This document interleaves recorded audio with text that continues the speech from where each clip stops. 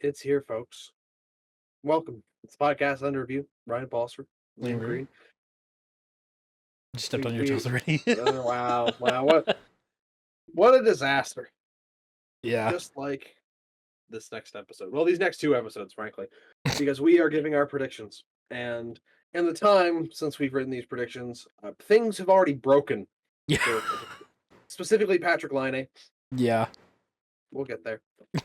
But we're going through the next couple episodes. We're going to be talking about every single NHL team. We're going to be saying where we think they're going to finish. We're going to keep receipts for later in the season. Mhm. We're going to give, some spicy takes that we think will come up along the way. And we got a lot of ground to cover. There's a lot of teams, a lot of fan bases to annoy, especially in the Atlantic. Ooh, that one's going to be a bloodbath. So Liam, tell the people what they're about to experience. How is this going down? So we're giving our standings predictions. I think that's pretty bulk standard. We also wrote down some little fun things that I think we'd both like to see happen. Fun little written predictions like this person gets traded or this player reaches a certain amount of points, stuff like that. Again, fairly easy. Again, I mentioned the standings should just be normal. As you did mention, a couple things have already sort of broken, chief among them being Patrick Laine. But we will get to that sooner than later because we are starting with the East. And I think with that, we could do alphabetical order. I think that's the best way. You want to do alphabetical? All right. Yeah, we'll do alphabetical order. Division speaking, though. Division Yes. Alphabetical. So yes. Starting Atlantic, I suppose. Yes, Atlantic, because I think we have more horses in that race than... I mean, you like a bunch of Metro Leafs teams. Fan. Yeah.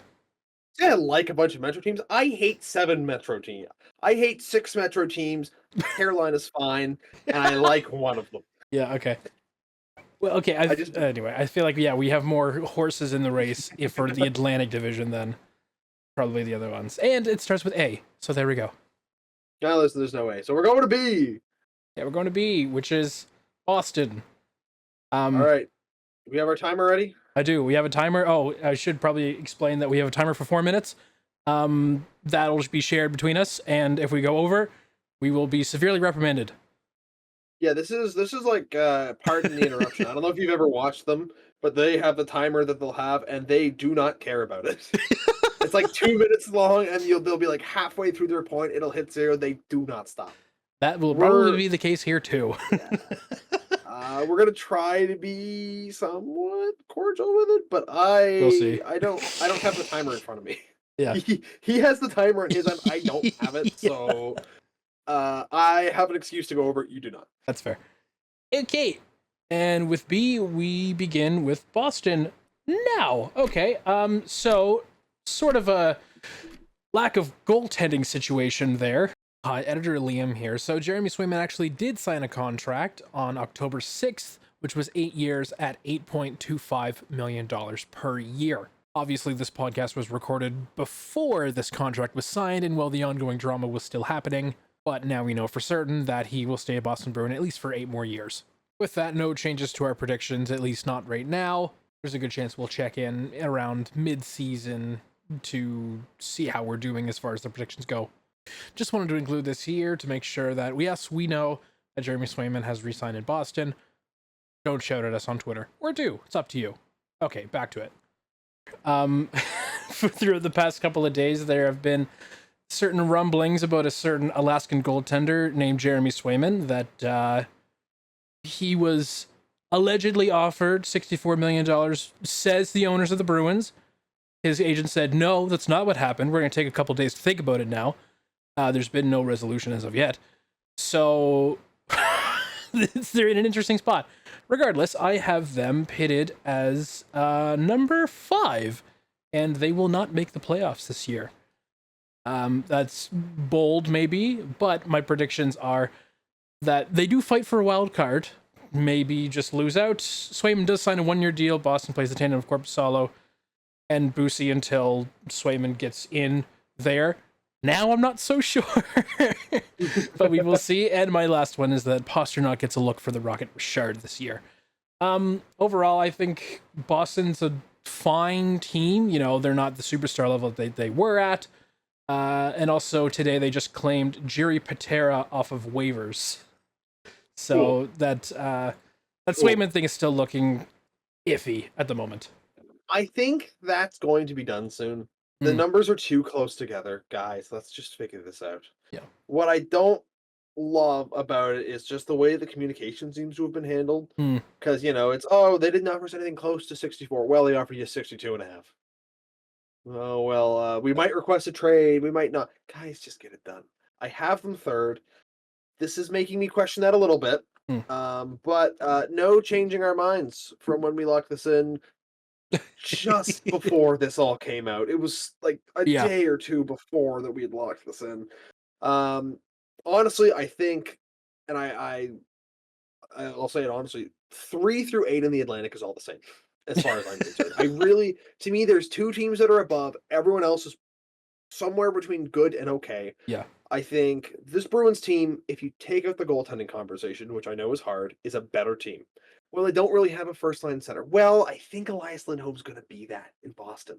I got this guy pegged for 40 goals. That's my shocking hot take, I know. But like, you look at when this guy was elite, he was in Calgary. He was on a line that was one of the most dominant lines in the league, period, in the generation that it was at the time in terms of goals for versus goals against.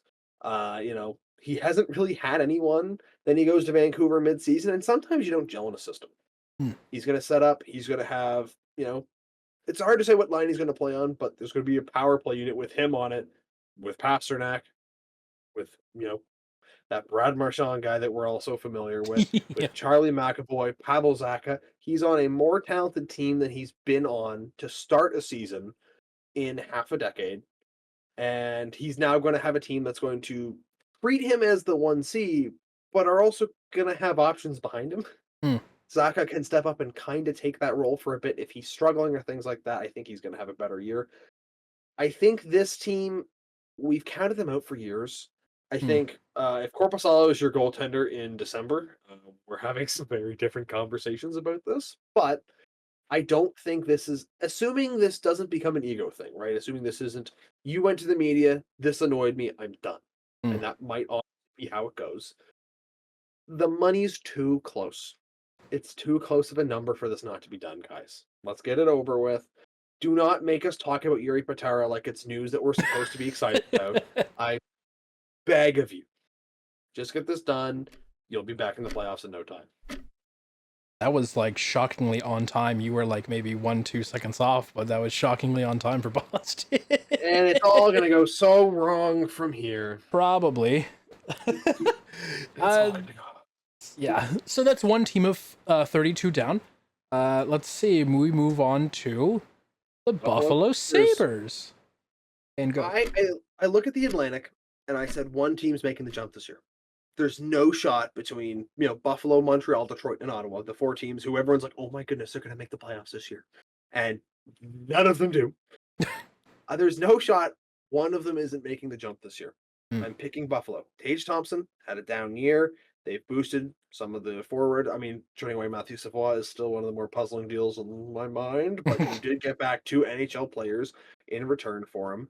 I like the direction that this team's been moving. Their goaltending is a bit of a question. I don't think that's too hard to not acknowledge, but I just generally I look at this team and I'm like, man, a healthy Tage Thompson is going to, or not healthy, but like a proper performing Tage Thompson is going to do so much for this roster. They're so young, so many guys ready to take steps. And as long as this team's coached right, man, I like 4th is not at all a difficult spot to put these guys in. They're claiming the wild card. They're going to the postseason. And a team like this is very dangerous in the postseason. Shout out to the Detroit Tigers. Goodbye, Houston. You will not be missed. I know it's a hockey podcast, but God, I can't miss a chance to drag you guys. Yeah, he could. We were just talking about it off air before we went to air. He was so happy. Like a young team with nothing to lose. If they can get some goaltending and some coaching, look out. I actually have Buffalo in 7th in my prediction. I'm not that crazy about the forwards. First line, you know, is sort of on its own. I do like Benson. Cousins doesn't do a great deal for me at the moment. Neither does Quinn. Greenway, McLeod, Zucker, Shore, Lafferty, Mallinston, and Obe Kubel. I'm not crazy on either.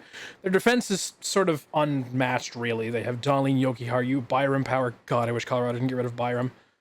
I mean, I like their goaltending, though. I like what I've seen from UPL. He sort of broke out last season. Devin Levi, I think, probably needs maybe a year more to cook in junior, but that to say, he doesn't have a lot left to prove in junior, which is why he's sort of at I mean, you mean AHL, eh? Yeah, right. Sorry, AHL. Yeah, I'm not crazy about the forwards. I think Tage Thompson will do just fine. Actually, in fact, in my prediction, I had team remains captainless for a while. It gives to Tage Thompson in the new year. That didn't happen because Rasmus Dahlin is the captain, which I should have seen coming. Future Norris nominee, by the way. My Norris nominee? He's future Norris nominee for the 25 season. Just saying. Okay. I do actually have another thing about Dahlin. I think he slumps in the first year of his new extension. He just got paid, is getting paid $11 million. We've seen it happen before. He is a defenseman, so he does naturally pick up more assists than goals. He's an offensive defenseman, though, which is... I'm going to fight you. Okay. All right. I tell you he's getting nominated for the Norris, and the first thing you say is he's going to suck. No, I didn't say suck. I said slump. I heard suck. Okay, all right. Same thing. All right, well, yeah, I think he's going to maybe have a bit of a slump to start the year. We'll see how it progresses. Again, it's not impossible. We've seen it happen. Guys sign big money, biggest money of their life so far, and they don't show it at the very start.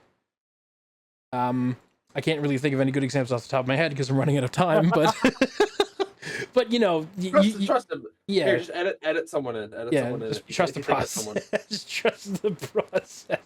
I'll put Darnell Nurse on that. He got paid big money and it sucks. Nope. No, different. All right, okay, different kind of suck. Anyway, he just sucks. Anyway, yeah. So I have Buffalo at my 7th spot. So we shall see. I can't fully argue it because they've had 15 years. That's hard to disagree with, but you know. Andy Ruff. Andy Ruff, we'll see how he does. Most successful goats in Sabres history. We'll see. And that's Buffalo done.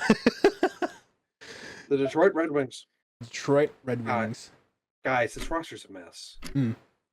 I don't even know if the timer's started yet. I don't know. It has now. It has go. The stars of the stars. DeBrincat, Larkin, Raymond in the forward core. Beautiful. Defensively, Mo Sider. Beautiful. I have no issue with any of those pieces. I think the core pieces are here. This is an old roster for no good reasons. Tarasenko, Kane, Andrew Kopp, JT Compher's about to turn 30. That's a huge chunk of your team that's over 30 on the forward core. And defensively, out of the 7 players listed on Puckpedia, all but 2 of them are 30 and over. And most of them aren't good.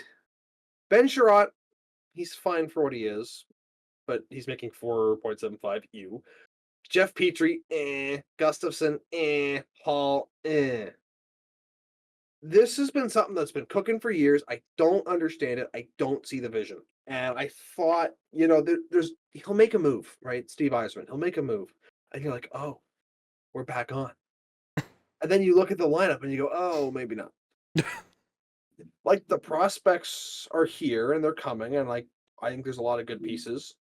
But this roster as it's currently constructed just does not scream to me that they're very good. Okay. I got them 7th. I don't think they're coming close, and I think if I'm correct, I think Steve Yzerman's gone. I don't think there's enough of a vision on where this roster is right now, and the success isn't necessarily where they need it to be. I don't think it's fully Yzerman's fault. I think this is an ownership group that's going, Steve, you got to start winning. We're Detroit. We got to start winning. And I think that has impacted some of his moves. I think that might explain contracts like the Ben Sherratt or the Oli Mata contracts, or acquiring Jeff Petrie or Patrick Kane or Kopp or Compher. Oh, you get my point. There's a lot of them. Basically, their whole forward core and some defensemen. Although Kane wanted that. Kane's a little different, to be fair. I just picked on him because he was old. I don't think it's totally his fault. I think this is a team that's getting fed up with losing, and I think they're a team that's going to be doing some more losing. And if it's that case, he's gone. I don't see a way you welcome him back. He's had too long. Okay. 7th. I have a very different take on them. I have them fighting for a wildcard spot and actually getting it. I bought into the Larkin DeBrincat dynamic. I think they'd play very well. Kane sort of as an added depth piece. They just added Tarasenko as well, who just won a Stanley Cup. I mean, their third and fourth lines, they're not crazy. I'll harp on maybe experience a bit more. See, you said that they've done a lot of losing. I think that's more of a motivator to fight for a wild card. They got very close last year. Some unfortunate stuff aside, as in, a certain empty net goal that knocked out 3 teams. But I think that starving for a playoff spot would give them more motivation. See, I think that they're going to do a couple things at the trade deadline. I don't think that's out of the question. But I like their top 2 lines. That's not, that's clearly they can't put a team together without all 4 lines.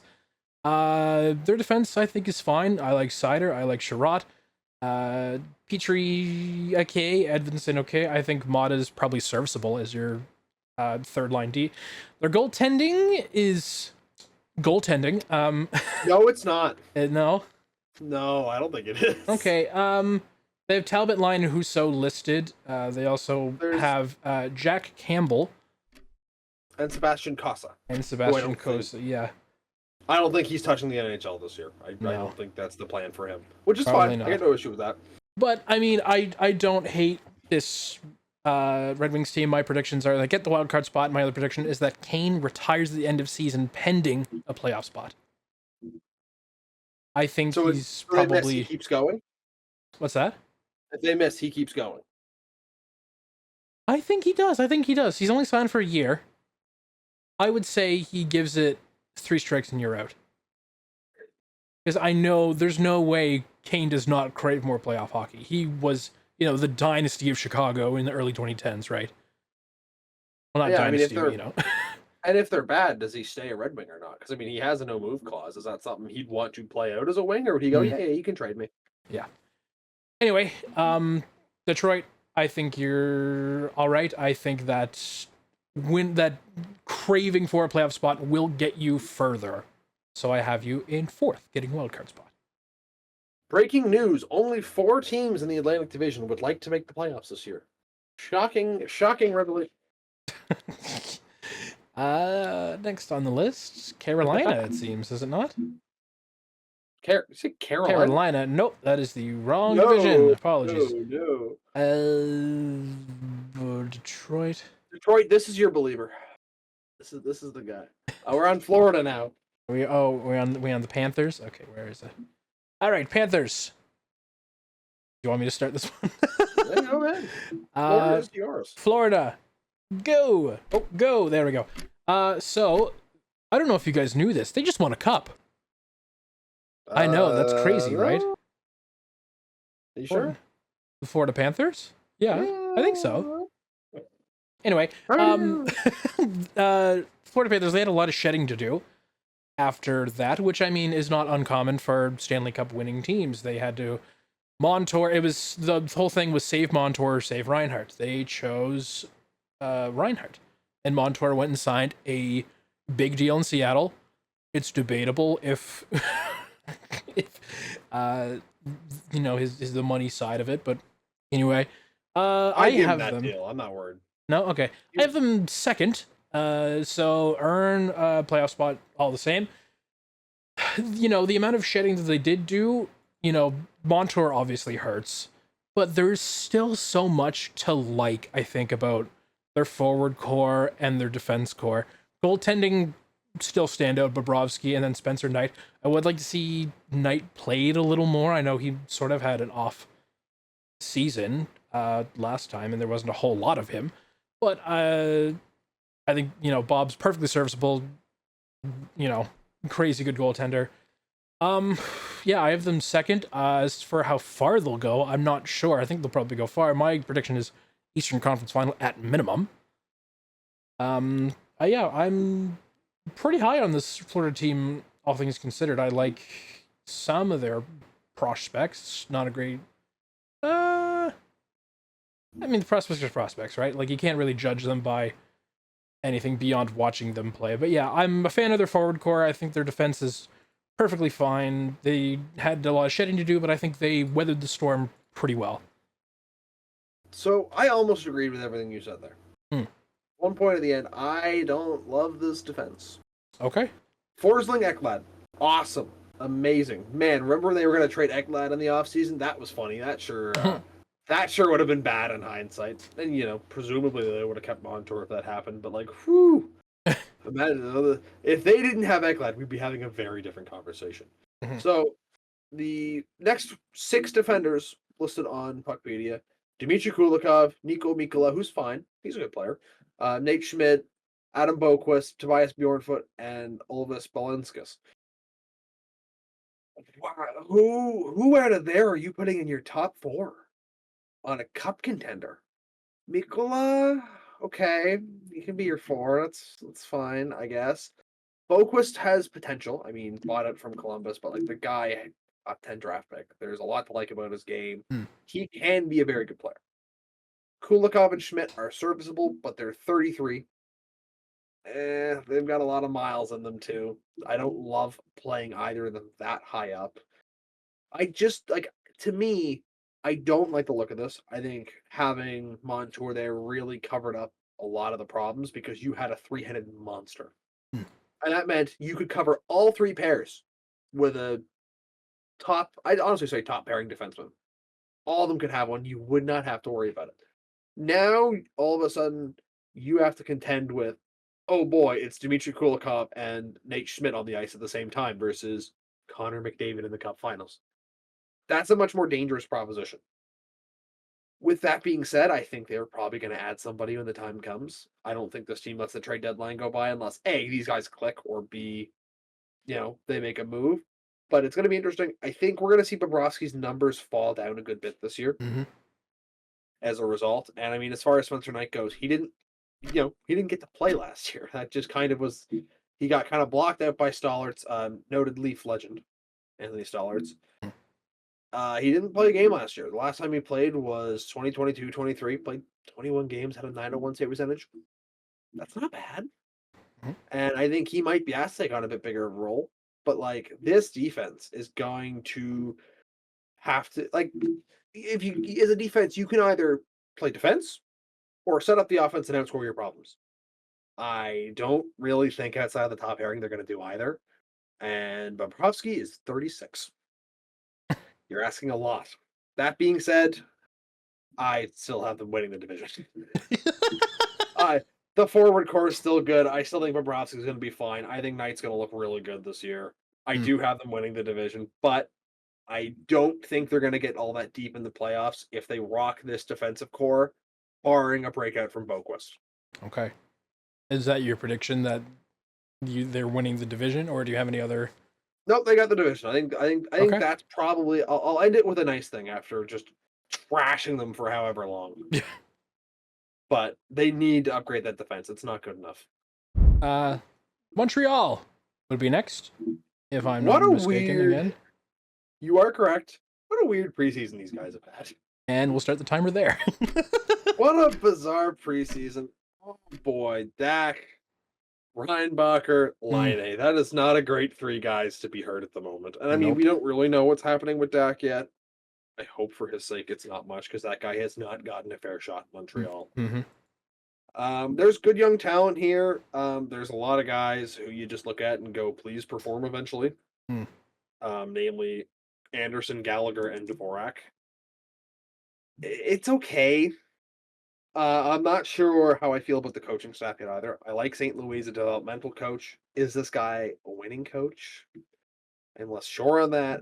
The defense, it's not bad. Matheson had a great year last year. I mean, you hope he can keep that up. A couple young guys, Gooley, Lane Hudson is the obvious conversation point that everyone's going to want to jump to. I'm going to leave it. Chances are, if you're listening to this podcast, you've listened to somebody else talk about this guy in depth. Yeah. And if not, just Google his name and scroll a little bit. Once you're done seeing the highlights of that shootout goal against whatever country when he was on Team USA, you'll find a ton of it. I'll spare you on that. I think you need to see big years from Gooley. You need to see big years from Barron. those are the two guys I'm looking at this defense core going, you need to be the guys. Hmm. Goaltending, Montembeau's okay. I don't mind him. I'm not sold on him as a high-end guy. Mhm. And that's kind of where I am with this team. Suzuki, I think, is an elite two-way center. Everyone else I'm not sold on. It's like, and obviously to varying degrees. Cole Hmm. Caulfield's a great player. Is Cole Caulfield an elite player? Is Slavkovsky the guy from last year? Is he the guy from his rookie season? What is Newhook? What is Dak? What is Dvorak? There's just too many questions here. Montreal, I'm sorry. You're going in sixth in the division. It's not bad. Again, remember, 3 through 6, pretty interchangeable. Mhm. I do have line A lighting the lamp in Montreal. I would have called it 40. And you guys in Toronto had to ruin that for me. But luckily, you did it just before we recorded, so I could change to say however many games he's going to play in. He's going to score at least half a goal per game as a pace. So if he plays in 30 games, he'll have at least 15 goals. This guy's going to light the lamp in Montreal. I think he was in the best headspace he could have been beforehand. Hmm. He's going to be good. So I have Montreal in the same position at 6. I like their forward core. I agree there's probably too many questions to peg them any higher, like even fighting for a wild card. We'll see. I know as far as the goaltending goes, I thought Montembeau was getting a look for like their third string goalie for Team Canada. We'll see where that ends up. But That says more about Canada than anything else. yeah, We can't that's develop true. goalies. Because I mean, Binnington was in the conversation, but we'll talk about that later. Bennington's unfortunately deserved it, is the worst part. God, Yeah. we are so cooked. The U.S. have Hellebuck. Yeah, we're cooked in goaltending, but we have a cracked forward line, cracked forwards. So that's the trade-off. Yeah, there's far too many questions. Slavkovsky as well, especially like his rookie season. Really, they were questioning it. This past season was pretty solid, all things considered, for still being like a younger guy in the league. He's on his 3rd year. I believe he just signed a extension. I'm pretty sure it was an 8-year. I'd have to look into that, or I'll put it on screen. But yeah, I agree. There's too many questions. The injured stuff is just sort of yuck. Kirby Doc, we're still unsure of. Line A, as far as we're aware, is on injured reserve, not long term, but the thought is that he's I don't know if it's week to week. Yeah, is what I'm hearing, and same with Ryan Bacher. They're both talking in a several months span, and who knows how that'll develop from there. Yeah, so it's never great. I don't know what else to say. I'm out of time anyway, but like Montreal, I'll add, I have Line A gets 30 goals. I wrote that pre him getting injured by a certain Cedric Paré. You know what? I'm gonna stick to it. I think Line A will light the lamp in Montreal. I still think he'll get 30 goals, but they need a lot of their team to step up more than they have. And I think we'll end it with that, with Montreal. I think that's the story of the team. Step up. Yeah. Do you want to take Ottawa first, or should I? I can take Ottawa first. Ottawa fans, 4 through 8. I just want to say this before I begin. 4 through 8, pretty similar. Watching Tim Stützle get decapitated does not help your rankings with me, so it's already established. Yeah. I mean, this team has a good mix of talent and youth on its forward core. That's pretty hard to dispute. I don't know if there's necessarily the franchise game changer yet. Stützle is definitely the closest thing to it. I don't know if I quite put him there, but that's acceptable. The defense, I mean, it's okay. I like the top 3: Shabbat, Zub, Sanderson. Kind of falls off a little after that. And you got this Linus Allmark guy in there. That's pretty nice. Every year, one team is the off-season champion, and it all falls apart. Who's that team, Ryan? It is the Ottawa Senators, guys. I'm not sold on the depth. I'm not sold on the coaching. I'm not sold on the culture. All of that is question marks in my head that I don't know how to answer with this team. And again, if it comes out that Stützle misses more than 2 weeks of the season, I mean, they'll still have Norris and Pinto. That's okay, I guess. I think it's a competitive division, and I think that this team is going to come at the very bottom of it. They're going to be eighth. That being said, Ottawa's like they take these risks with these guys with like 1 or 2 years left. They're like, we can make them stay, we can change them, and then DeBrincat leaves, and then Yeah. Chikrin leaves. Mhm. They're going to keep Linus Allmark. He Yeah. will be an Ottawa Senator past this year. I believe that firmly. That is a bold take for the way this team is organized the last couple of years. I don't think the contract's going to age very well. He is currently 31, and so by the time next season starts, he will be 32. But I think he'll be back. I think that this could be if this team makes the playoffs. I'm not going to be that shocked. I'm really not. I just like in the Metropolitan Division, this team's probably fifth or sixth. Honestly, they're in the Atlantic. They're eighth. My bad. Yeah, I like the other conversation is that the Atlantic is just so freaking competitive too. Like it's all either top performers or like near basement tier, right? It's just so competitive. Ottawa, you're in the basement. I don't think that should be shocking. I agree. I'm not sold on nearly any of it realistically. I think they'll go out and make a deadline thing, assuming they're in positive wins. I even think the way I've seen Yakimchuk perform, their latest draft pick this season, I think he could get a good look for the defense core this season even. We'll see. I mean, you need a lot. I think that well, one of my predictions is that obviously the Evgeny Dodonov incident happened, and their stipulation was either give up this year's first round pick or next year's first round pick. And well, they drafted this year, which means that they have to give up next year's pick. And the fun little, and that's a fact, it's not really a prediction. My prediction is that that pick is 6th overall or higher that they have to give up because they bungled the Dodonov thing, which I think is funny. I think Senators fans will find some very, very awful humor in that. But yeah, there's not a lot selling me on this Senators team. I will say I don't hate them taking that chance because again, I think the ceiling on this team is fighting for a wild card spot. I just think I like the ceiling on everyone else more. Yeah. I also have a question mark for my last couple of seconds. I have a question mark over Claude Giroux. He's in the last year of his contract. Maybe something gets done with him, either extension-wise or deadline? We shall see. I know that's sort of a bold take, but Future Penguin? Wouldn't that be a sight to behold? Oh my god, Flyers fans would be so angry, and respectfully, Flyers fans, it would be kind of funny. It wouldn't be kind of funny. It'd be hilariously funny. If it happens to Sid, I will be resigning from life though. So it's only funny if it happens to you. I need that. Yeah. Okay, let's see. Which is next? It's either Tampa Bay or Toronto, and I think that means it's Tampa Bay.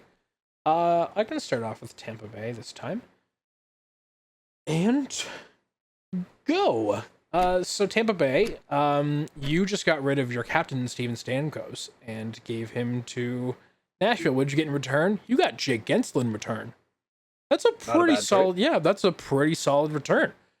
They had a dynasty. Their most recent cup wins back to back were only a couple of years ago at this point. I think there's still a lot to like about this team. I think the forward core is perfectly serviceable. Again, top two lines, fine. Sherry, maybe I have more of a question mark over, but I like their forward lines. Their defense, I think, is probably, they did just unfortunately have to get rid of Sergachev, traded to newly minted Utah Hockey Club. But you're Utah, you have to go out and make moves. You're a brand new franchise, right? The whole part of the reason that Arizona was given up was because they had no money, and they also didn't make moves at all. And many other factors. Yeah, many other factors like not having a home arena and other things. But I have more of a question mark over goaltending. I like Vasilevsky a lot. I don't think it's that hot of a take to say he's one of the top goalies in the league right now. But your second is Johansson, and him I'm not sold on more. But are you really gonna like marathon Andre Vasilevsky? Like he had, he just came off of surgery last year, and he was sort of, it was still the question mark of, oh, is he going to perform back to expectation? Is he going to take a step back? He did sort of take a step back, but again, that's injury related, right? You don't really have a say in that. Yeah, the goaltending, I'm still not sold on. But besides that, I actually have them winning the division. I think that experience outranks everything. Shout out to people who understand that reference. Yeah, I think I like their forward core. I like their D core. Goaltending is still a bit questionable, but we shall see. So this is one of those ones where we disagree. Hmm. I have them missing the playoffs at 5. Oh, okay. But still fighting. Some teams have to miss the playoffs, and sometimes teams that make the playoffs miss the playoffs. Hmm. And my issue doesn't exist with their defensive core.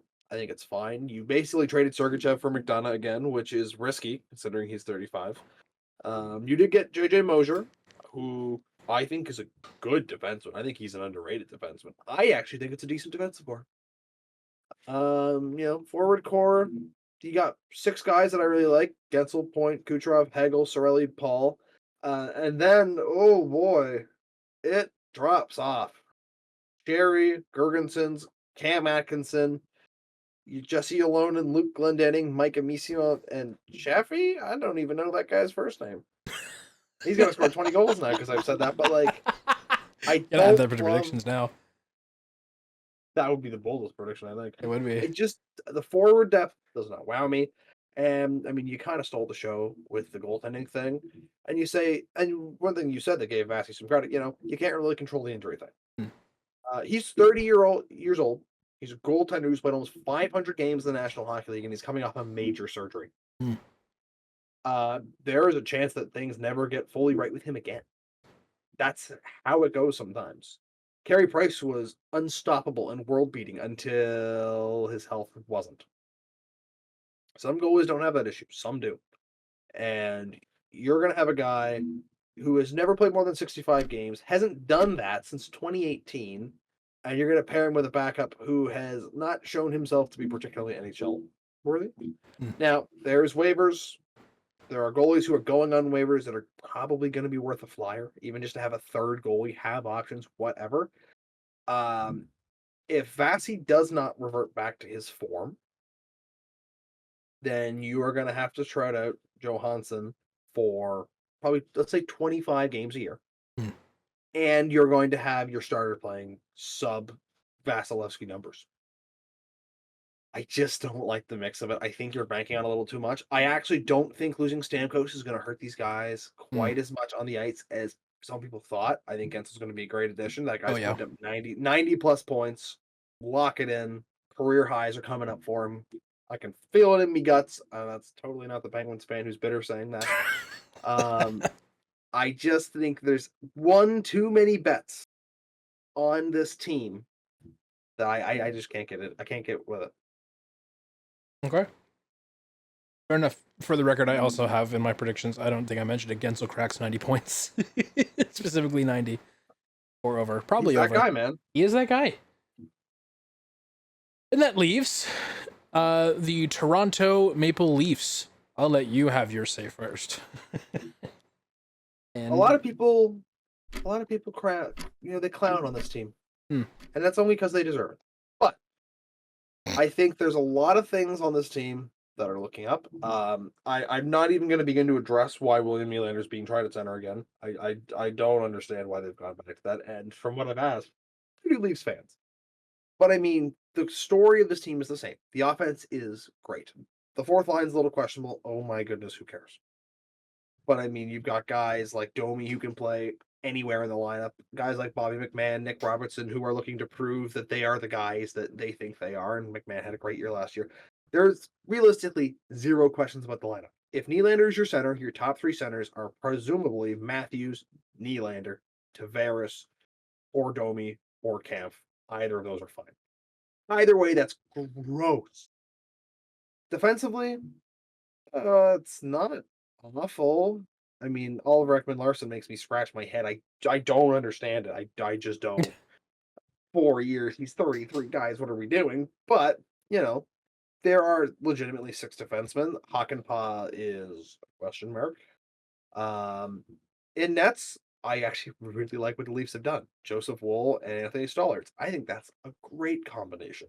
I think Justin Woll is going to have himself one heck of a season. So just to get the bold take out of the way before I kind of go back to things, if he's healthy, and that is a huge if, because Joseph Woll has not been healthy this season, like in his career, this guy's going to have top 5 Vezina votes.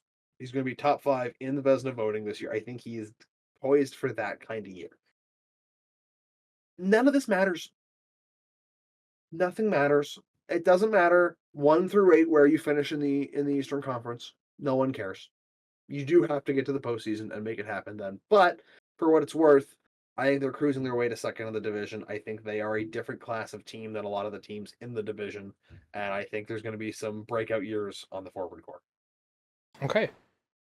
With that, I have them third in the division, so not far behind, easily gaining a playoff spot. The forward core, I think, is pretty good. I will say they, as of right now in recording this, they are over the salary cap, which means they will have to make a move. And as this is being recorded, they have a week to do so. I love their goaltending tandem, especially if they play, not necessarily 1-for-1, but, 5-game stint, 5-game stint for Woll and Stollarz. I think that's perfectly serviceable for goaltending tandem. Their defense, barring the Ekman-Larsson thing, interests me. I love the Tanev get. I don't think any Leaf fan would complain about getting Chris Tanev. He's older, and there's still the debate of whether or not he will play all 6 years of his contract. He will not. Yeah. He will not. The other question mark is Hakanpää. There's a reason they got his signing rights. There's a reason they signed him to a contract. I think he will play. I don't think they gave him a contract and got his signing rights before the deadline for him not to play. But I like this team. I know that's a shocking revelation that I like this team. My predictions is that Alex Nylander lands an NHL contract. He's played a few in the preseason. He's looked good, all things considered. But I just don't know where he would reach. And that's sort of the caveat to that. I think they reached the playoffs just fine, but Alex Nylander, I think, deserves an NHL contract. It's said that he, had offers for it, but he signed with the Marlies to play with his brother on the Toronto Maple Leafs. I'd love to see him earn a contract. If not earn a contract, at least get a call up for an injury, which it's bound to happen. I mean, he would need a contract for that, though. Yeah, I suppose one way or another, he would have to be signed to be on the NHL team. But I mean, he's Willie's brother. I think he'll get his deal when the time's right, and he deserves it, man. As a Penguins fan, I was so mad that we got rid of him. I like that's a one that got away from me. It really was, and we didn't really play him enough. And then we traded him away, and it was like, okay, I guess, but like, this is an NHL caliber player. I don't think he's what he did in Columbus, but this is an NHL caliber player. Yeah, and like I mentioned, I know we're out of time, but like I mentioned, they're over the cap. They have to make a move. They are required to make a move. There's rumors that I believe it's Campus fielding offers, or is allowed to field offers. I believe he has some sort of clause on his contract. But anyway, they have to make a move. We'll see where that leads, and they have a week to do it.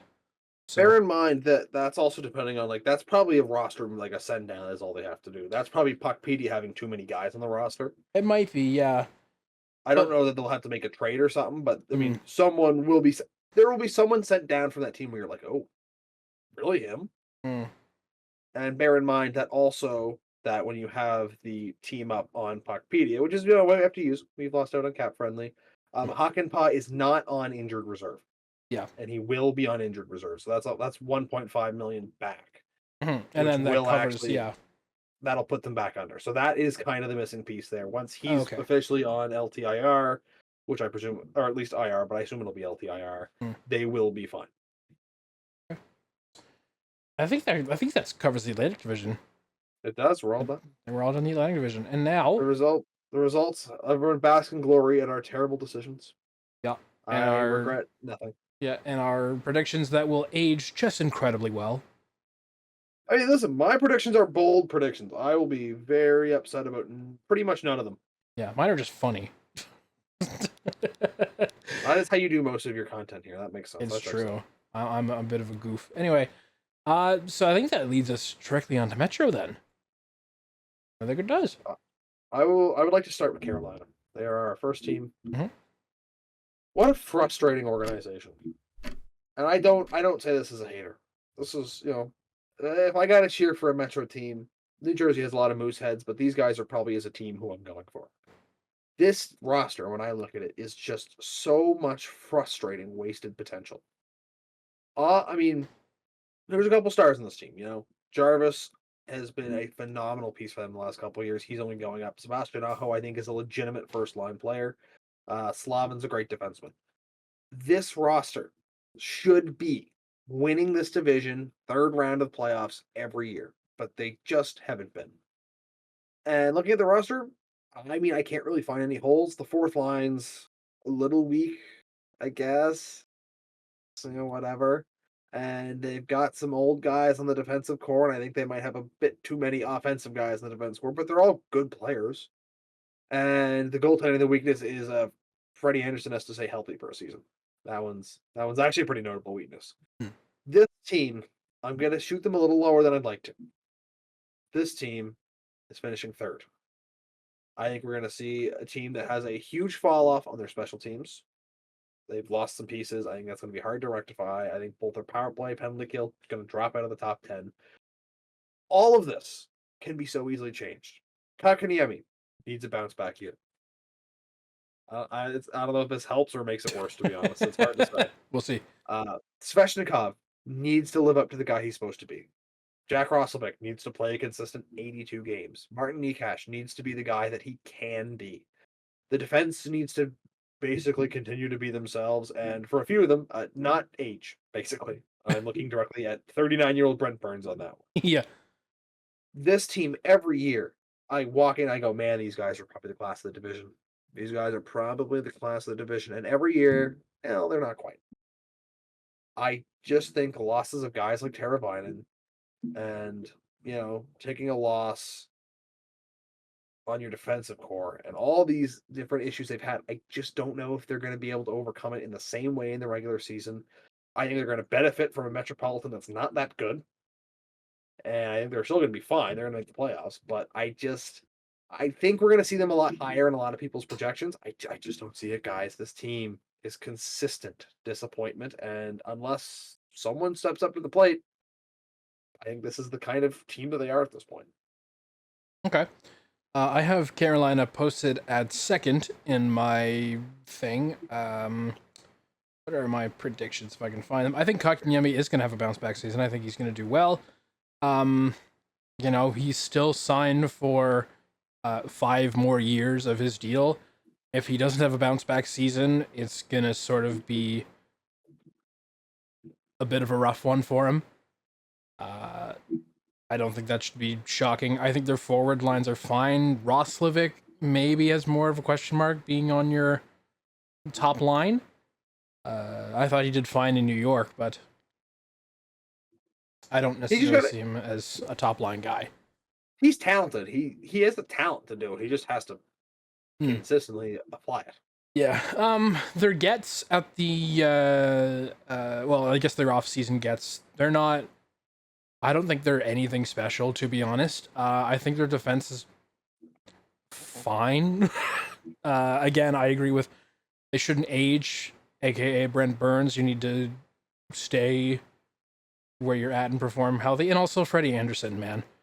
Like, you have to stay healthy or you're going to rely on Pyotr Kochetkov, which you can, but I don't know that he has proven himself to be your starter caliber goaltender. I'll say I disagree with that. I think he can be that guy. okay. Can he beat it over a healthy Freddie Anderson though? A healthy Freddie Anderson, I don't know because I don't remember what that's like. Right. So Okay, fair enough. Yeah, Carolina, I think you'll make the playoffs. I don't know if you'll go very far. I think I'll leave it at that because we're out of time. I just tend to be how the timer in theory works.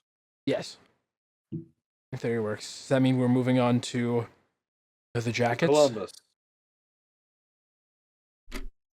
They've got talent. They do. Mm-hmm. There is talent here. There is young talent here. Fantilli, Sillinger, Kent Johnson. That is a great three to start your franchise with. They have a couple other pieces along the way. Boone Jenner is a good player. Kroll Marchenko, Chinikov, Voronkov are all younger players. First year of Sean Monahan being in Columbus. Obviously, without addressing the elephant in the room, like there's a gap on the forward core. Mm. Not having Johnny Gaudreau throws a lot of change into where this team thought they were going to be, to understate it both on a on ice and off ice perspective. Mm. That loss is going to be felt for more than just this year. Yeah. Defensively speaking, it's actually not bad. Morensky, Severson, Provorov, Goodbranson. I don't love that as a second pairing. I really like Goodbranson as a player because I really liked him as a Penguin. But I also know objectively he's probably not a top four defenseman. Jiricek has a chance to be a decision maker on defense, and Jordan Harris, who they just acquired from the Habs, I think can also be a regular everyday guy for them. Goaltending, I hope Daniil Tarasov's good. There is upside. There are things to watch for this team this season in Columbus, which both given last year and given the circumstances of the offseason, is not a bad spot to find themselves. It really isn't. Unfortunately, I talked about how I don't think this division is very good. They are the very least good of it. This team does not really have anything in them. But what I will say, I think by the end of this year, and if you look at the numbers, this is a bold take. Because I checked the numbers only after I said this, and I went, huh, I really set myself up. I think Adam Fantilli is going to be the first Blue Jacket since 2019 to score 75 points in the season. I think it's a big year coming for him. I think he's kind of got that first year under his belt. He's got some guys who can work well with the puck in terms of his wingers. Hopefully, Monahan can kind of give him another foil offensively to have a couple running lines. I think he's posed for a huge sophomore season. It's not going to be enough, but I think there are bright spots to watch in Columbus. Okay. I don't think this is a shocking take. I have Columbus in the basement of the Metropolitan. I know, right? Shocking. Big elephant in the room aside, like there's nothing you can do about it, right? Huge, gigantic hole in your roster. You were just given sort of amnesty for not being at the cap floor.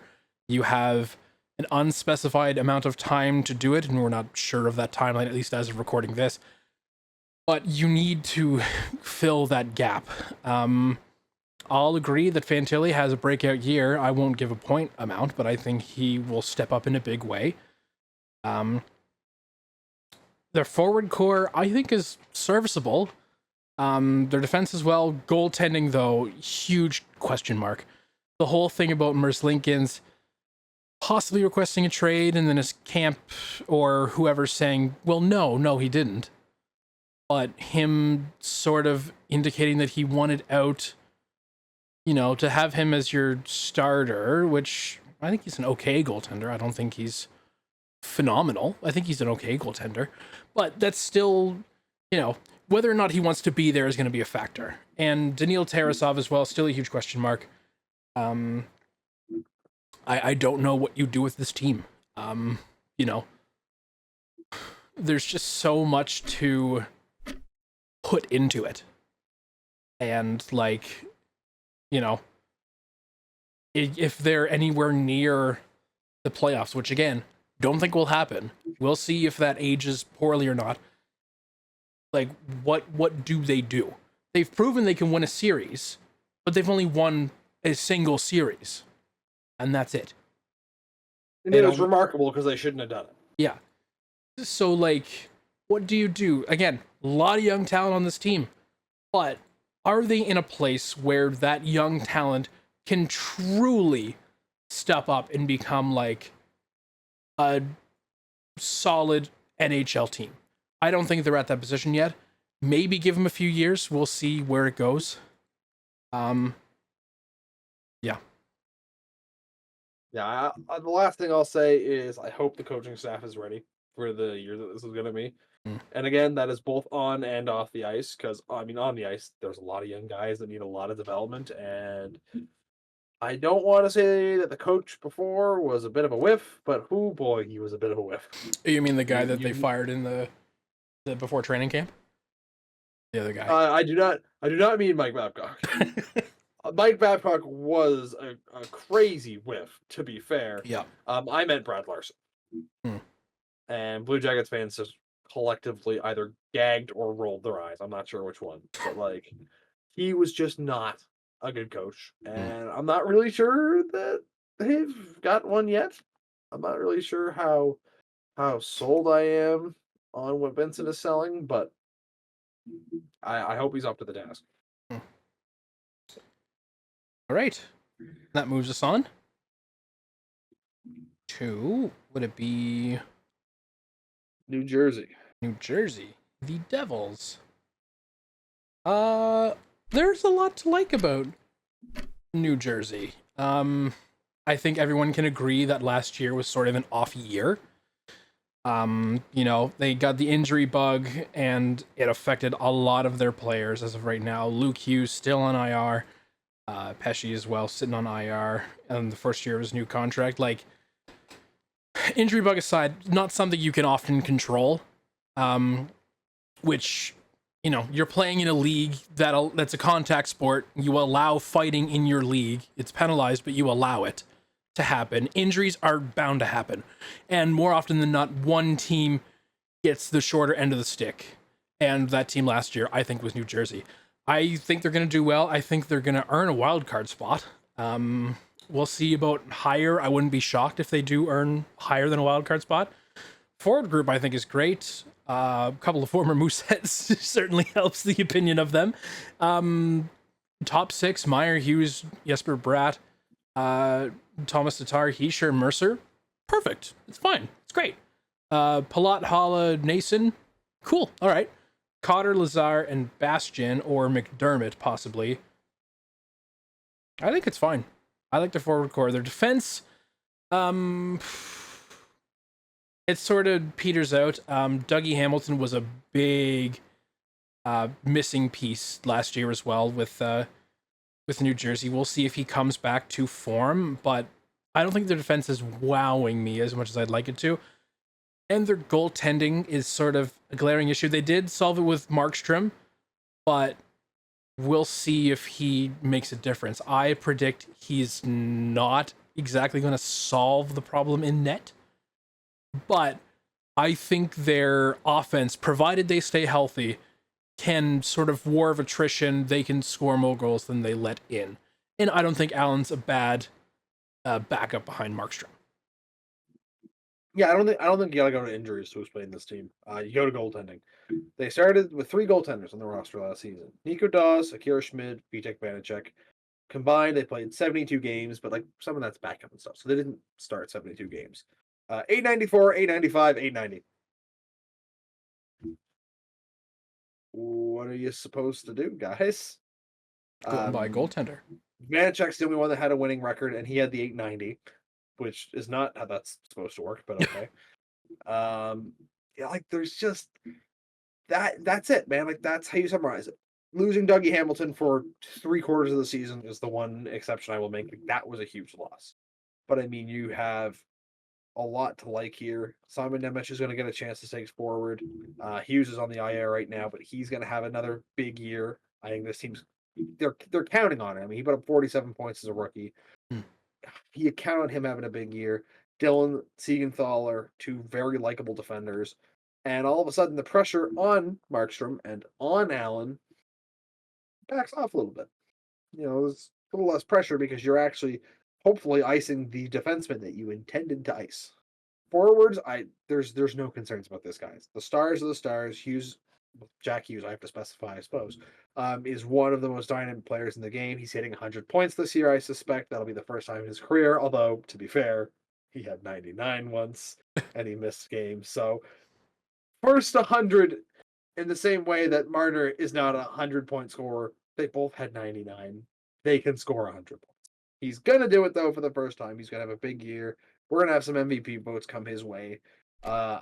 I mean, man, like there's so much to like on the forward core. It's such a good core. I just think terrible goaltending and some rough injuries are really as simple of a diagnosis as you need. I don't think for every team you have to really like sit down and look through and go, well, it was, they didn't do this and this player struggled.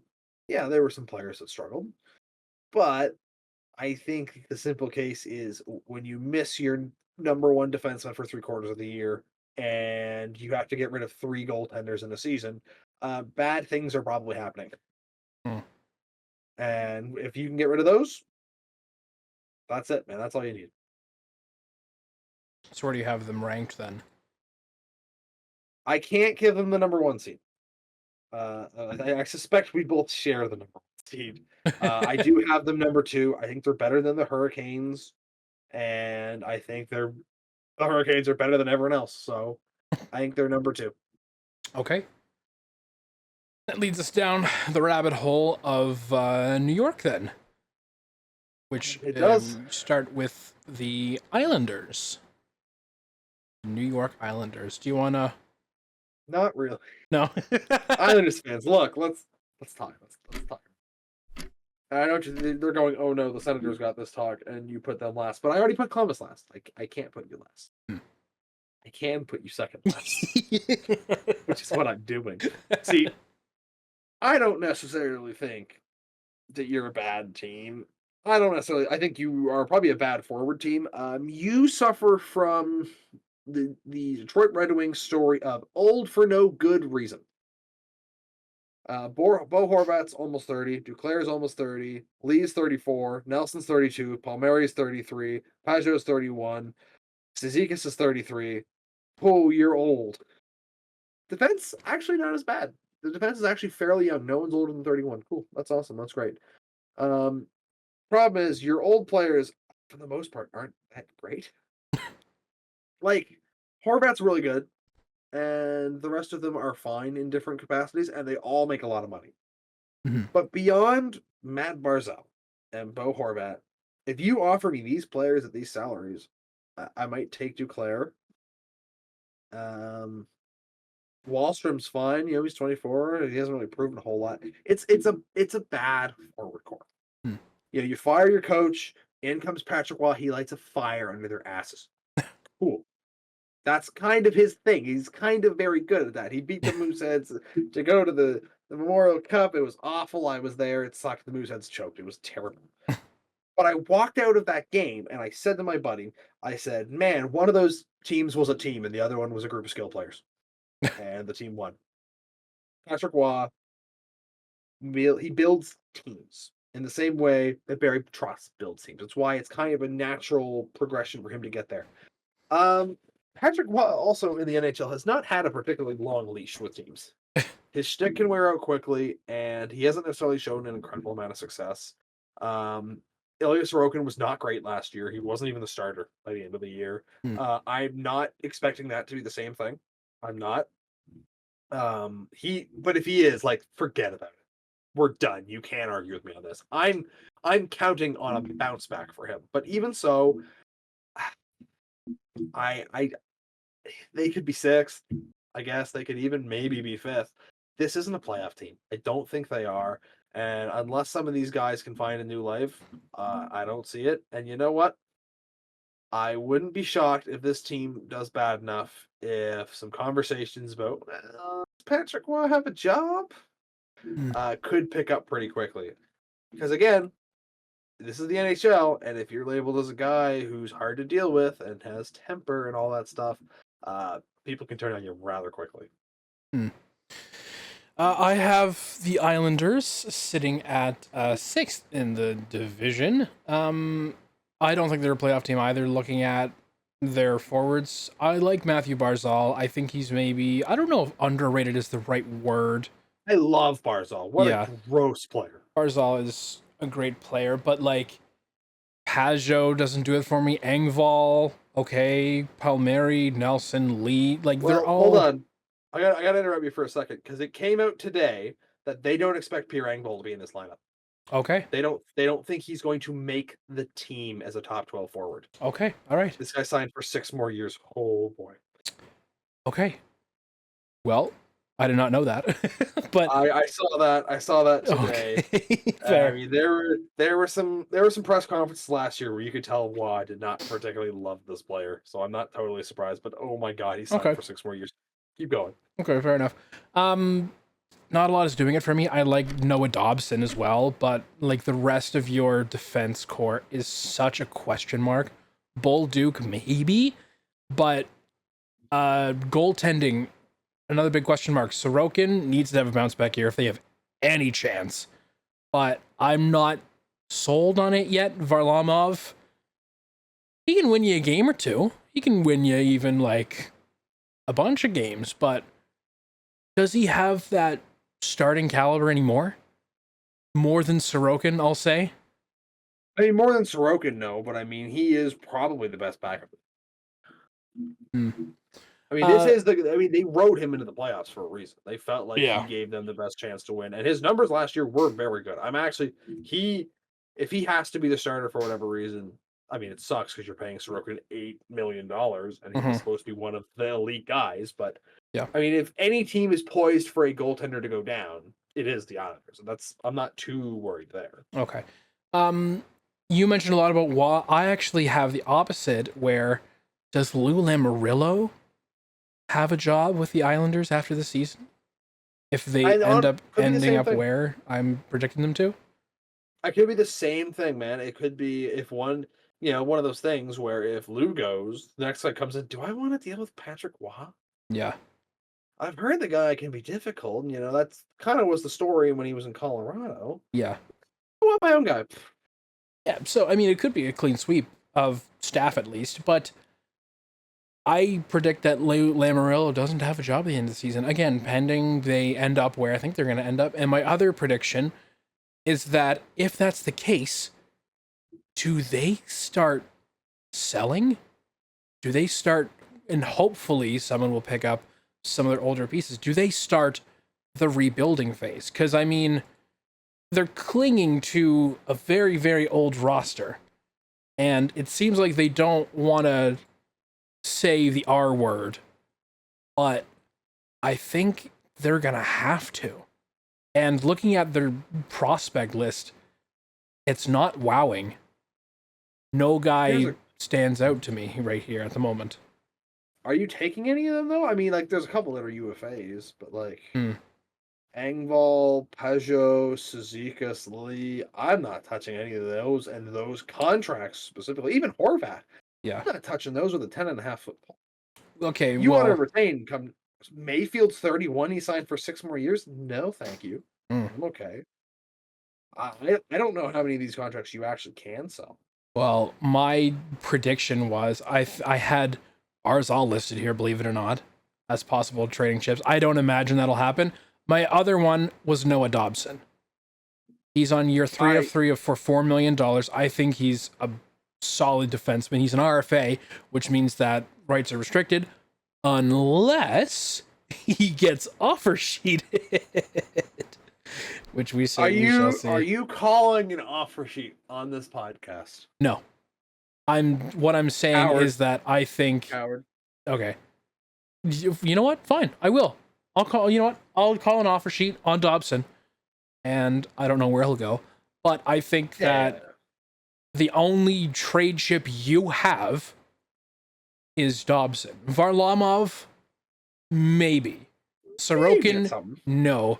Romanov, possibly. Yeah, I don't think they're trading Romanov though. He's young enough. You don't move him unless you get like heaven and earth, and I don't think he's played to earn that. Pajot, Probably not, but maybe he would only have 1 year left after this anyway. But Brock Nelson also maybe, but yeah. Like I said, man, this team is old for no good reason. Yeah. They have bloated contracts on their old guys. It's not like, oh, we have Corey Perry. No, they have some old, expensive players, and Yeah. looking at them, mostly can't figure out why. A couple, Anders Lee, okay, Anders Lee, that's fine. Man, some of them, like, I got nothing. How is Casey Cizikas have that contract? I don't get it. And now we move to the other New York. We move on to, dare I say, the better New York? I know a lot of people are going to give me shit for that. At least Islanders fans will. Right now, yes. Yeah. Today, actively, yes. All time, probably not. Maybe.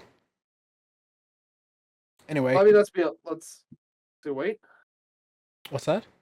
What did you say there? You told me to wait, or am I going for it? Oh, no, go for it. Go ahead. They're winning the division, guys. Guys, they're winning the division. Let's not kid ourselves here. The forward core is very good. They still have a decent mix of youth alongside it. I don't think Chris Kreider is going to do what he did last year, but I also don't think he's going to fall to 25 goals. I think he's somewhere in the middle. Lafreniere needs to keep developing. Kakko needs to keep developing. I don't actually think he's going to finish the season a Ranger. If he does not, if he slumps out the gate, man, he might be the package to go get somebody better. And I think that could be a move that makes a lot of sense for them. The defense is the defense. It's led by Miller. It's led by Fox. Led by Schneider. In theory, it's led by Trouba. Remember when he was getting like waved to the San Jose Sharks? That was fun. That was a fun theory for a little while. Shesterkin is still Shesterkin. I don't know if you can count on Quick to be as good as he was last year, but like, it's not a great division. It's really not. And this team is a pretty like, to me, the only roster where I'm like, yep, your forwards compare, New Jersey. And I think the Rangers just have a couple more superstars than the Devils. They have a little bit more. They've put it together more than the Devils have, and they have the better goaltending. Like, that's the only real differences between them. I don't think there's a defenseman in the Metro who you look at and go, yeah, the guy's like the same as Adam Fox. I don't think that's there. I don't think there's much to say about these guys. I will say that you should go get Chad Ruby to the Stanley Cup. He deserves it. But other than that, I mean, guys, it's business as usual. The Rangers run the Metro right now. Playoffs not included. Playoffs not included. I'll one up you. I think they win the conference. I agree. I didn't mention that, but I do agree. I do have them as my conference champions. There's a lot to like about this Rangers team. Kreider, sort of had maybe, I don't know if breakout's the right word. Standout, maybe more so last season. Lafreniere has to continue on that pace though. Otherwise, the conversation of, oh, is he a bust? Is he a bust? He was only picked 4 years ago. But that should be enough time, theoretically at least, to develop a number 1 overall pick into your organization. You could debate me, you can go ahead, but like, it's not even a case of like they're the best of the worst, because we've been sort of shitting on the Metro probably more than any other division, at least for now. I was saying, give the West time, we'll get there. Yeah, but like, it's not even a case that they're the best of the worst. They are great. They are legitimately a great team. I think I'm probably higher on Quick than you are. I think he could definitely save you a game or two. He did have a stretch where Shesterkin was out for longer, and Quick was that guy. I think he could continue to do it. Probably not to the degree he did last year, but you also hope that Shesterkin stays healthy enough where that's not a problem.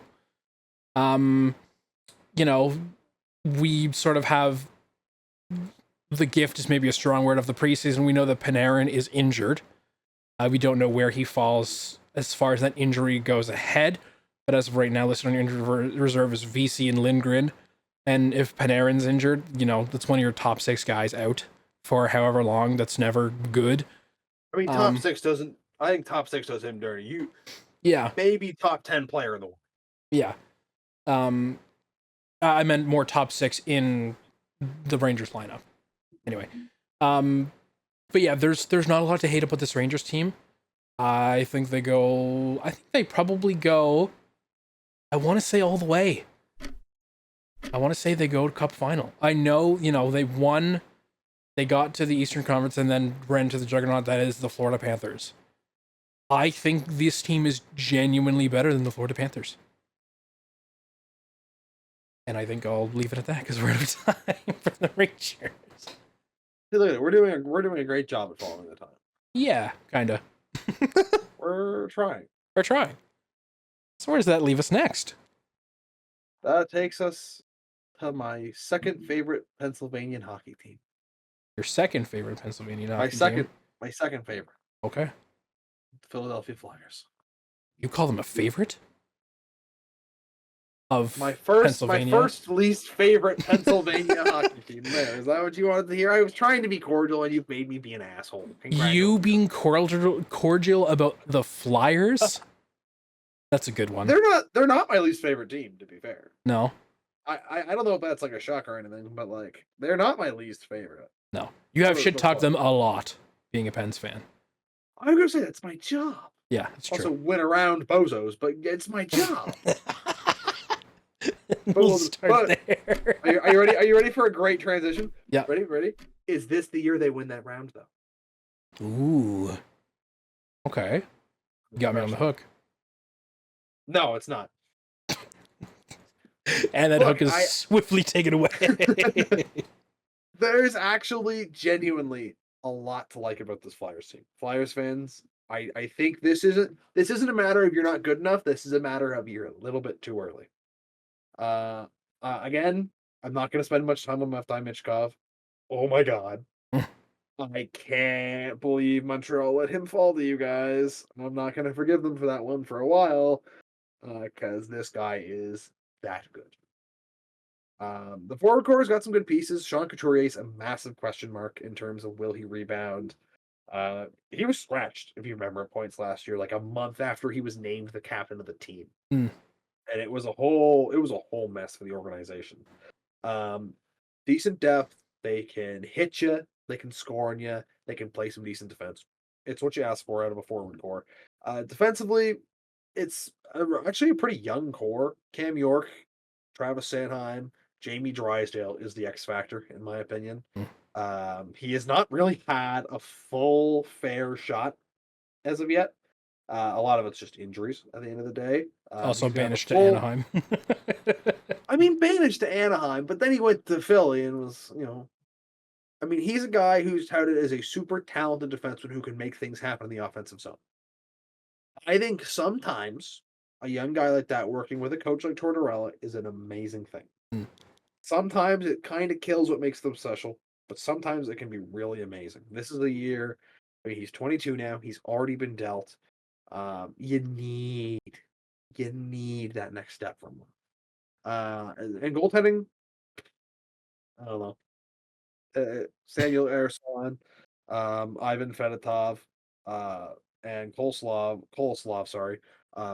All question marks. The three of them will all presumably get NHL time, and if not, Koloslav will be leaving at the end of October to return to Russia. I don't know, man. Like that's a whole question mark. They also have Cal Peterson. Still, he's there making $5 million. He will not touch the NHL if Koloslav stays. But like, that could be good. It could be bad. I mean, I have no reason to think that Fedotov's not going to come in and dominate the way he dominated in Russia. I don't care about his short stint last year. But give another year for some of the young talent, and give a year for the goalies to adjust. And next year, I might very, very comfortably have this Flyers team in the playoffs. Right now, I just gotta say, not quite yet. Okay. Also went around bozos.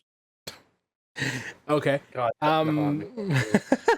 I have the Philly Flyers battling for a wild card, but not getting said wild card. And to remind you, I have Jersey winning that wild card from Metropolitan Division, assuming, that's how it falls. There's not a lot to hate about this team. Goaltending, again, huge question mark. You had a starting caliber goaltender, and then a thing happened, And No, now no, you let's not say a thing. We're not letting them off the hook that quickly. okay. 5-year players are currently in a sexual assault case, Yeah. a rape case, and it was hidden for several years, and now they can't play in the NHL until it's decided on, and he's one of them. Yeah. All allegations still goes to court next year. Yeah. So he's gone for all intents and purposes. They're not even considered. I don't even know if they're considered UFAs. I think they're just gone. I think technically they are, except for Okay. Formanton. He's like officially retired at this point. He's a construction worker now. Okay. But I mean, they were all free to go sign in like Russia and stuff. Right. I'm pretty sure the league went, guys, don't. Hmm. But like technically they would still be UFAs as far as Okay. I mean, Okay. I'm a UFA, so like Yeah. I don't think the bar is very high. Right. To Okay. be fair. But like, yeah, goaltending's a huge question. I think Fedotov, again, small sample size last year. We'll see if he dominates the thing. I don't have them making the playoffs, just missing it. One of my predictions is that Torts is reprimanded / suspended. I agree. I agree. Just him with the press is always, I'll call it interesting to watch. Well, I don't even look at it as a press thing. He got suspended last year. Yeah. People forget this. He got suspended last year. It was an altercation with the ref. We don't really know what happened, and the refs hold grudges. Yeah. And Torts does a really good job of controlling his anger, and by that I mean he directs it directly to the nearest official he can find. Yeah. It's a bad combo. The guy's gonna get in trouble again, and if it's anything like last time, we're not even gonna find out why. And with that, I'll also mention Matvei Michkov. Oh my god, he is looking to be a truly incredible player. I wonder if this kicks off less of a retool, more of a rebuild. I actually have Konechny being traded at deadline as one of my prediction picks. That would be one heck of a return. It will be. That's sort of what I'm banking on. He's $5.5 million, and like last year as a UFA, we'll see if he gets extended. I think he gets traded, and I think they're gonna get a king's bounty for him to add with Matvei Michkov and Jamie Drysdale and whatever core they're hoping to shove together.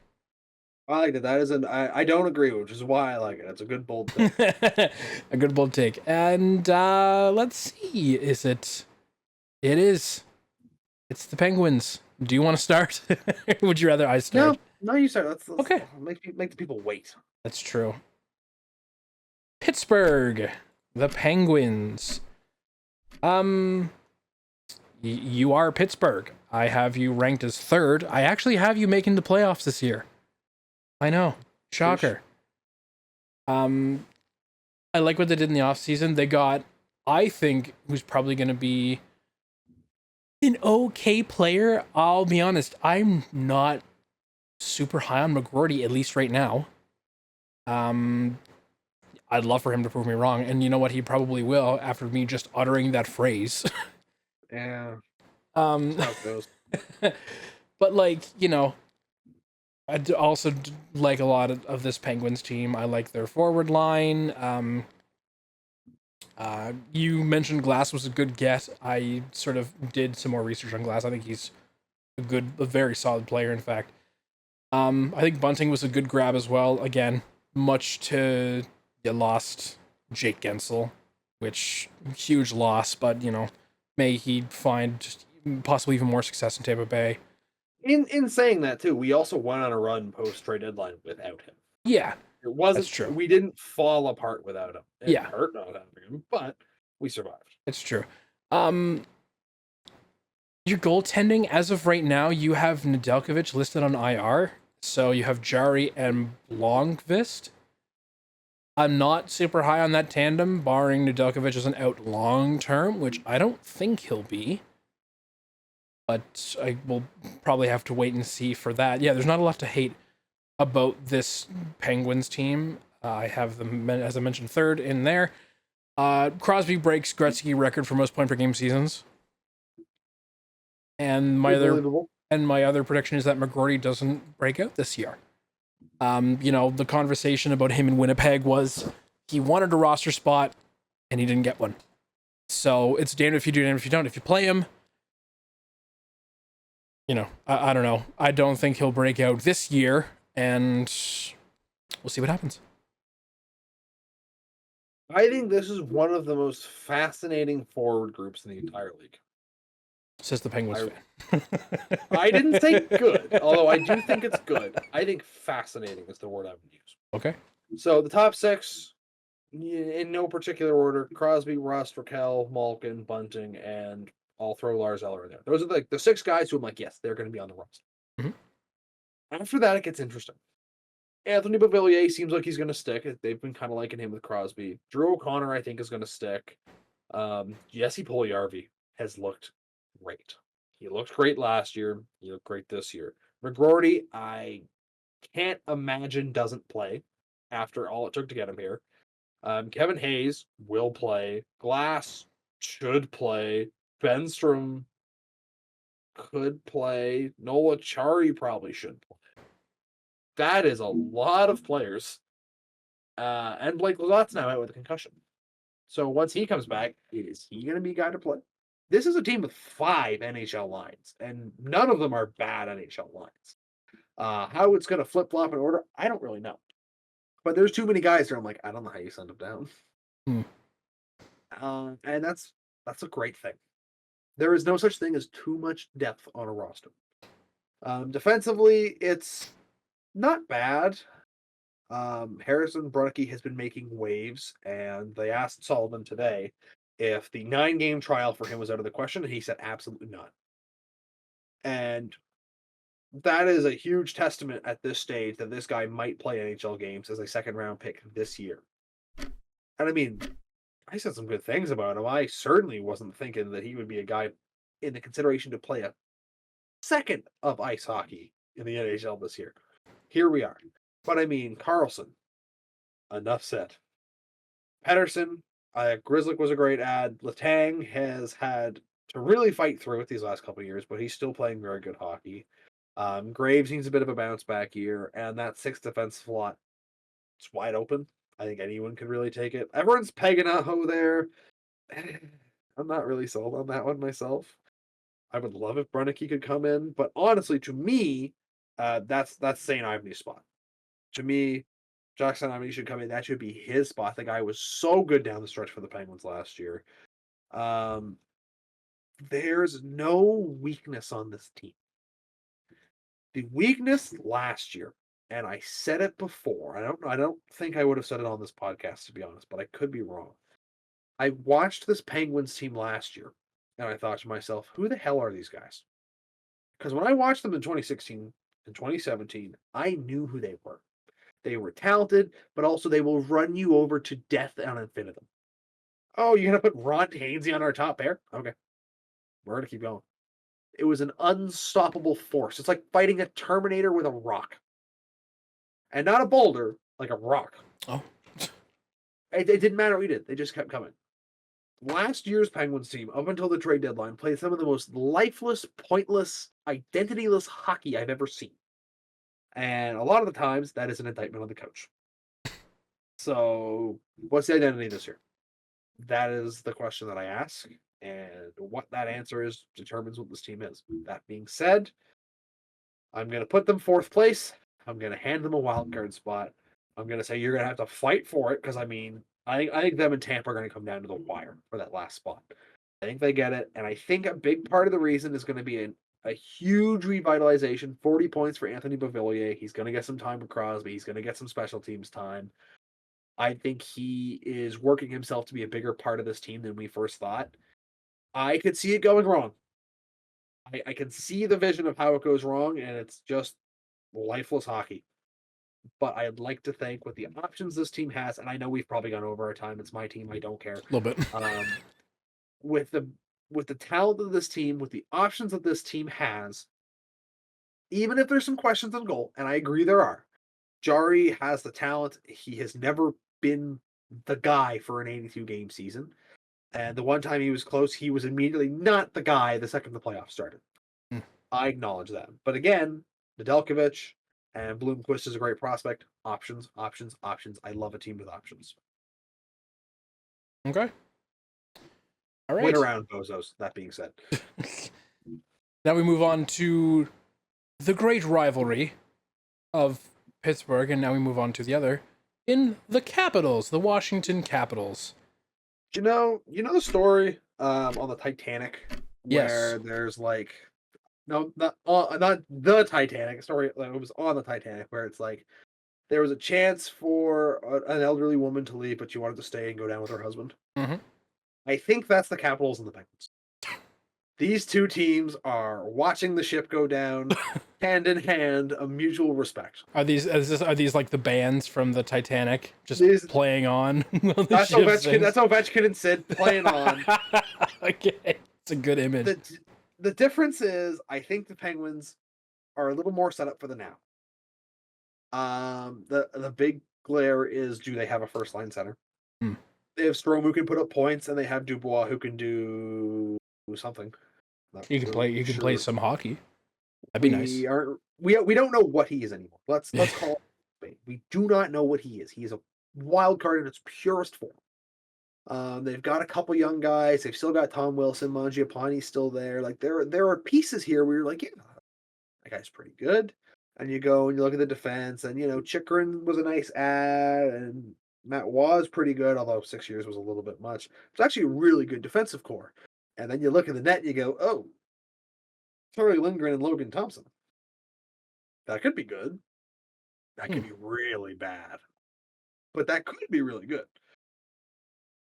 I don't feel like they have the star power the Penguins do, and I don't think they have the options the Penguins do. And to me, that's the real difference. Like, if people struggle, I'm like, all right, let's go look and see who they've got. Who's the next man up? And I don't really see anyone. There's not that guy that I'm ready to plug in the same way that one of Nola Chari or Jesse Puljujärvi or Blake Lizotte are ready to plug in and be the next guy. I don't think they have that. And again, not sold on the goaltending. Lindgren was phenomenal last year, but Lindgren's 30. What career arc is he on? Is he on Devin Dubnyk or is he on Andrew Hammond? That being said, I have them 6th in the division. I don't think they're going to be a bad team. I just don't see them being able to compete with the top dogs. And I think Dubois is going to hit 60 to 65 point range. I think he's going to do better here than he did in LA. But to me, the marker is: are you better than Dylan Strome? You make $8 million, $8.5 million. You need to be the first line guy. 60 points isn't good enough if that's all you're good for, especially as a guy who was kind of looked at as a defensively responsible, capable center who could play stuff like the penalty kill when he came in the league. So to me, are you the first line center? That will be the marker of success, not points. But I do think we're going to see a much more point-rich season from him. Okay. Washington, you are safe from the basement because Columbus exists in this division. I'm not that high on the Capitals. I think the image of the band playing as the Titanic sinking, Sid and Ovi in hand, I think that's a very good image, and I think that speaks to the position that Washington is in. Of course, big question mark is Pierre-Luc Dubois. He signed an 8-year deal in the Kings, and now he's on your team because you took that deal. All right. They got rid of Darcy Kemper, though. Yeah. Mm-hmm. It's okay. I also like the Mangiapane grab from Calgary. I think that was a pretty solid get for a Calgary team, and we'll get to that. That's sort of maybe downer, but I don't know. I like your defense. I think that's solid enough. Your goaltending tandem, though, I'll add. Yeah, I'm probably in the same camp. Could be great, could be not great. It's very volatile there. I just don't see this as a playoff team. That being said, if they get Backstrom back, if they get Oshie back, they still have moves to make is ultimately as well. As of right now, with those two, they're not coming back. Okay. They're both done. Like Oshie could maybe play again, not this season. Backstrom's done. Forget about those guys. Not a factor. Okay. But even so, as of right now, you're $10 million over the cap limit. And I think that's including these two guys on LTIR and IR.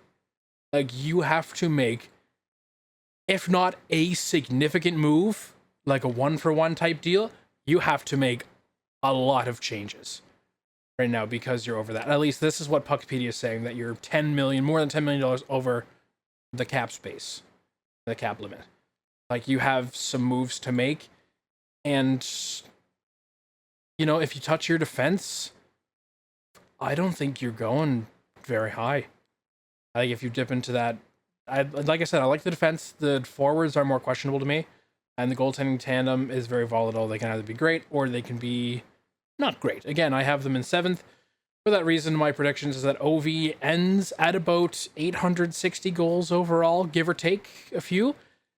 And I have them that they win the draft lottery for this upcoming thing. I think it'd be really funny. You're going to ruin my Titanic image. Yeah, I am, but then that would force Washington into more of a rebuild because it's coming. And it's coming like a freight train that's, you know, if you're here, the freight train's like right here. It's close, and I think the writing's on the wall that, like, realistically, Ovi has 2 more seasons. And then what do you have? You've counted on him. He's won a cup finally. You've counted on him for years and years and years. What's next? Right? And, like, looking at your prospect pool, I'm not seeing any big nexts. So what I think will give that, you know, a nice boost to that is if they end up winning the draft lottery. Again, it's a lottery. You never really know. And, you know, any team could win it. I think it'd be funny if Washington wins it. I do not. No, I know. how about Ottawa wins it, and then we'll see how you feel. Ottawa wins it, and then they have to give it up. Which means... Oh, never mind. That is really funny. Yeah. Bad example. Give it to Montreal, then. Yeah, according to my prediction, if Ottawa gets the draft lottery, they have to give up the pick. So then it's funny. This has been untied. I just know I should have tied it. That's okay. Ah, well. But with that brings us to a close for the Eastern Conference. Looking at our results, which you can see on the screen here, I don't think I regret anything. No, I think we've put them in, like, very fair, and I think we've explained our grievances and our likes about each team fairly well. Again, time limit aside, that we sort of followed. Yeah, I mean, in the teams that I'm like, I don't know, man. Like, I kind of gave disclaimers for. Yeah. Again, it's the NHL season. People are gonna be like, "Oh my goodness, you were wrong. You had Detroit 6th and they were 5th, dude." I don't care. I would rather say something and be wrong than say nothing at all, because this would be a very boring podcast. It's true. We make content for you, the listener or the viewer. We put our reputations on the line. What reputation? I put my reputation on the line. That's fair. For you. That's fair. And if Ottawa makes the playoffs, I'm not going to hear the end of it. That reputation might disappear quickly. But you know what? I'm okay with that hill. I'm already dying on that hill. Okay, fair enough. Thank you so much for listening. Thank you so much for watching. And next episode, as I mentioned, we'll have our takes for the Western Conference. Will they be just as terrible? Quite possibly. Given our takes for both the Atlantic and the Metro, it's quite possible our takes for the Central and Pacific are going to be just as terrible. Or great. We don't know. Or great. We never know. That tends to be how predictions go. But again, they're either right or wrong. Yes, that is a fact. Green promise. That is a fact. They are either right or wrong. I'll find a way to make a third option. Okay. They're all right. They're semi-okay. Anyway, thank you so much for listening and for watching, and we'll talk to you next time. Goodbye, everyone.